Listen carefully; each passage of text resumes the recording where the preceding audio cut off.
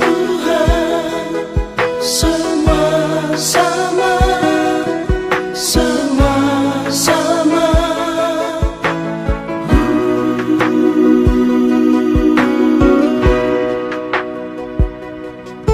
Nama baik lebihlah berharga daripada harta kekayaan. Lebih baik disayang orang daripada emas dan permata.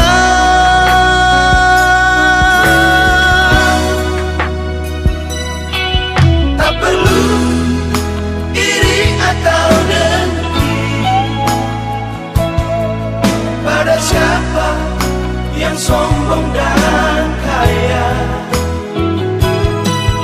Janganlah dengan kekayaan kau menindas orang yang lemah.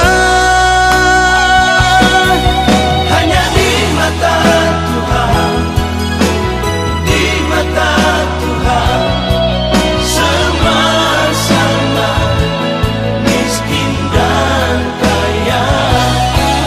Hanya di mata Tuhan, di mata Tuhan, semua sama, tiada bedanya. Yang baik hati diberkati Tuhan, menabur benci menuai bencana. Salam saudara-saudara, salam sehat bagi kita semua. Sebelum mendengarkan sapaan Tuhan pada hari ini, marilah kita satu di dalam doa. Kita berdoa. Tuhan, kami bersyukur atas hari baru yang Tuhan anugerahkan kepada kami. Tuhan jugalah yang memberikan kesempatan kepada kami untuk mendengarkan sabda Tuhan yang menjadi pedoman bagi kami dalam menapaki hari-hari kehidupan kami. Tuhan berbicaralah melalui hamba-Mu. Kami siap untuk mendengarkannya. Dalam nama Tuhan kami Yesus Kristus, terimalah kiranya doa kami ini. Amin. Saudara-saudaraku yang terkasih, firman Tuhan yang menjadi dasar renungan kita pada hari ini terambil dari surat Rasul Paulus kepada jemaat Filipi, yaitu Filipi 2 ayat 2 yang saya bacakan bagi kita semua sebagai berikut. Filipi 2 ayat 2. Karena itu sempurnakanlah sukacitaku dengan ini. Hendaklah kamu sehati sepikir, dalam satu kasih, satu jiwa, satu tujuan. Saudara, ayat ini menekankan pentingnya kesatuan, persatuan, atau unity. Persatuan di dalam hidup kita berjemaat dan bermasyarakat. Saudara-saudara, seorang teolog yang ternama bernama Karl Barth berkata bahwa pendeta harus berkhotbah dengan Alkitab di satu tangan dan surat kabar di tangan yang lain. Maksudnya ialah bahwa firman Tuhan harus berbicara kepada kita sebagai orang Kristen dalam kehidupan kita di dunia ini, di tengah-tengah masyarakat kita waktu sekarang ini. Itu berarti bahwa firman Tuhan yang kita dengar pada hari ini haruslah relevan, harus mengena, dan harus kita terapkan dalam kehidupan kita sehari-hari.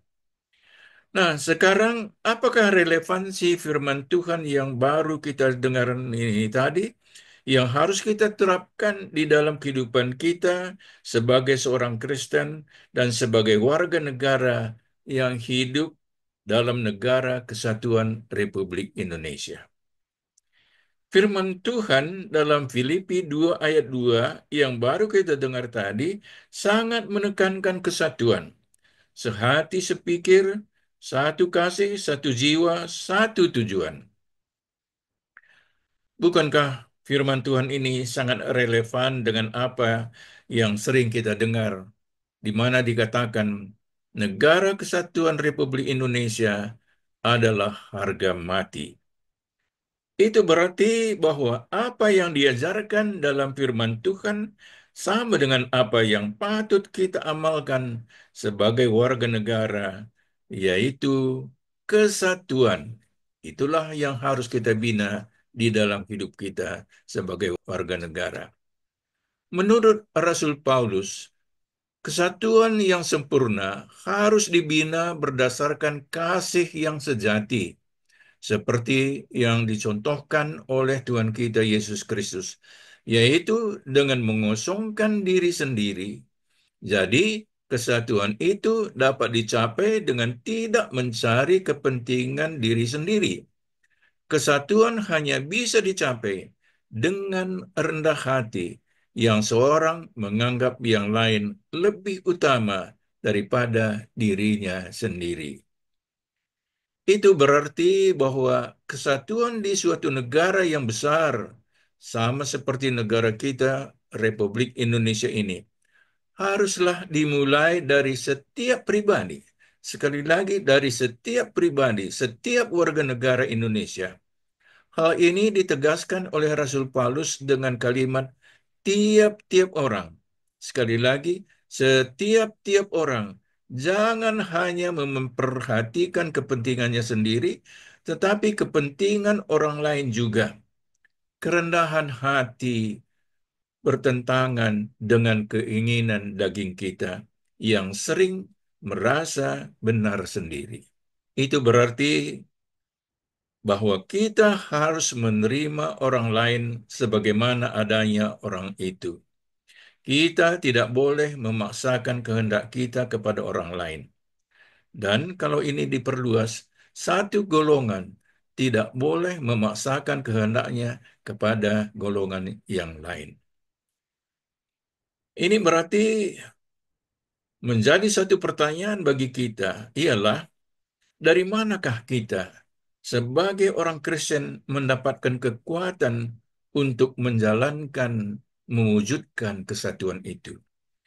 Dalam suratnya kepada Filipi ini, Rasul Paulus mengingatkan kita bahwa dari kasih Kristus, kita semua telah menerima penghiburan, kelembutan, dan belas kasihan. Dalam Alkitab Bimka, dikatakan seperti ini, kalian kuat, sekali lagi kalian kuat, karena kalian bersatu dengan Kristus, dan kalian terhibur karena Kristus mengasihimu. Kalian dibimbing oleh Roh Allah. Yesus Kristuslah yang menguatkan kita, karena Kristus telah memberkati kita begitu banyak. Tuhan telah melihat semua dosa-dosa kita yang membawa kita kepada kebinasaan.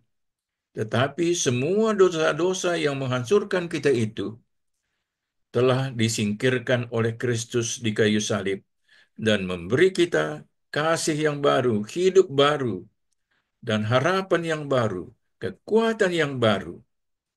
Kita telah diperlakukan jauh lebih daripada yang seharusnya kita terima, dan telah diberi jauh melebihi dari apa yang dapat kita minta atau yang dapat kita bayangkan. Kita telah memiliki nama yang baru, nama baik dari Tuhan, yaitu kita adalah anak-anak Allah. Dan kita memiliki warisan yang pasti di masa depan. Dan Rasul Paulus memberitahu kita bahwa dalam surat Filipi ini, bahwa kita perlu menerjemahkan ke dalam hubungan kita satu sama lain di tengah-tengah masyarakat. Baik dalam hidup kita sebagai jemaat dan hidup kita di tengah-tengah masyarakat kita. Dan hal itu harus pula kita terapkan sebagai warga negara Indonesia. Kita harus berpikiran sama dan memiliki kasih yang sama untuk orang lain, karena kasih Kristus adalah bagi dunia ini, bagi manusia yang diciptakan oleh Allah.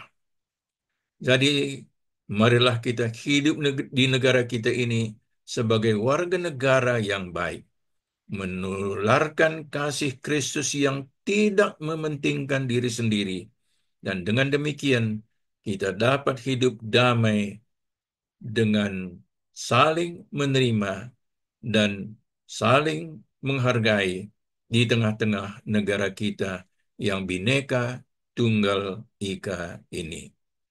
Amin. Kita berdoa. Terima kasih Tuhan atas firman-Mu yang telah kami terima pada hari ini. Mampukanlah kami untuk saling menghargai, tidak mementingkan diri sendiri, sehingga kami merasakan kedamaian hidup di dalam negara kami ini, di dalam negara kesatuan. Dalam kesempatan ini kami juga berdoa untuk jemaat Tuhan yang ada di GBKP Pondok Gede. Kami berdoa untuk pendeta kami, pendeta sahabat Perangin Angin sekeluarga. Berkati keluarganya dan pelayanannya. Berkati juga semua pertua diaken yang juga sudah emeritus. Kami juga berdoa bagi semua pengurus kategorial, semua yang terkasih kami, anggota-anggota jemaat GBKP Pondok Gede. Kiranya Tuhan berkati semuanya. Saudara-saudara kami yang sakit dan tubuh yang lemah, kiranya dengan pertolongan Tuhan, kesehatan dan kekuatannya dipulihkan kembali. Tuhan adalah gembala yang baik, yang mengetahui pergumulan anggota jemaat GBKP Pondok Gede, dan kami percaya Tuhan sanggup dan mau memberikan kelegaan bagi setiap anak-anak Tuhan yang mengalami kesulitan-kesulitan di dalam hidup mereka. Curahkanlah Roh Kudus atas semua serayaan dan anggota jemaat GBKP Pondok Gede, agar hidup sehati dengan kasih yang sama, dengan pikiran yang sama, dan tujuan yang sama untuk kemuliaan Tuhan. Inilah doa kami ya Bapa, yang kami sampaikan dalam nama Tuhan kami, Yesus Kristus, yang telah mengajari kami berdoa, yaitu doa Bapa kami, yang kami ucapkan secara bersama-sama di sini. Bapa kami yang di surga, dikuduskanlah namamu, datanglah kerajaanmu, jadilah kehendak-Mu di bumi seperti di surga. Berikanlah kami pada hari ini makanan kami yang secukupnya, dan ampunilah kami akan kesalahan kami, seperti kami juga mengampuni orang yang bersalah kepada kami. Dan janganlah membawa kami ke dalam pencobaan, tetapi lepaskanlah kami daripada yang jahat, karena Engkaulah yang empunya kerajaan, dan kuasa, dan kemuliaan, sampai selama-lamanya. Amin. Selamat beraktivitas saudara-saudara. Selamat memuliakan nama Tuhan sepanjang hari ini. Amin.